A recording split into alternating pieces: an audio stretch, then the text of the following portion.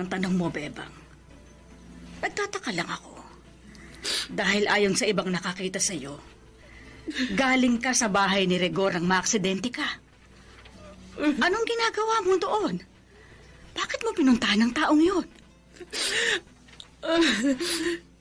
Merta.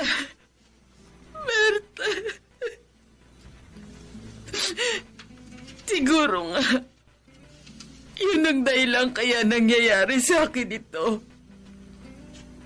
Dahil nagbalak ako ng masama sa kapwa ko. Kaya pinalo ako ng Diyos. Anong ibig mong sabihin, Bebang?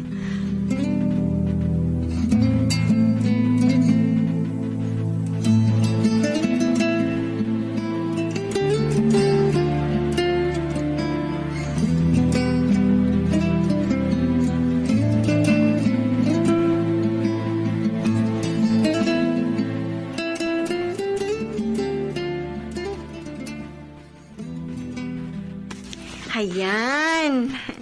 Tapos ko na po kayong bihisan, Nay. Ang bango-bango nyo na. Joy, salamat ha. Nay? Sa kabila ng mga pangit kong ginawa sa'yo, hindi ka nagbago ng trato sa akin. At ngayon, pinagsisilbihan mo pa ako. Nay. Dahil sa maniwala po kayo o hindi,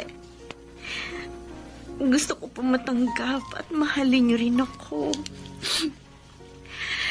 Gusto kong maramdaman ang pagmamahal ng isang ina. Kaya nga lahat ng ginagawa niya sa akin, hindi ko sinasabi kay Randy. Napakabuti mo. Napakabuti mo, Joy. Tapos, pinagplanuhan pa kita ng masama. Kaya tuloy na aksidente ako. Patawarin mo sana ako, anak. Patawad. Tinawag niyo po akong anak. Ibig po bang sabihin? Oo, Joy. Tinatanggap na kita bilang manugang. At mamahalin na rin kita bilang anak. Salamat po. Salamat po, Nay. Joy. At salamat sa Diyos. Dininig din niya ang matagal ko ng pakiusap.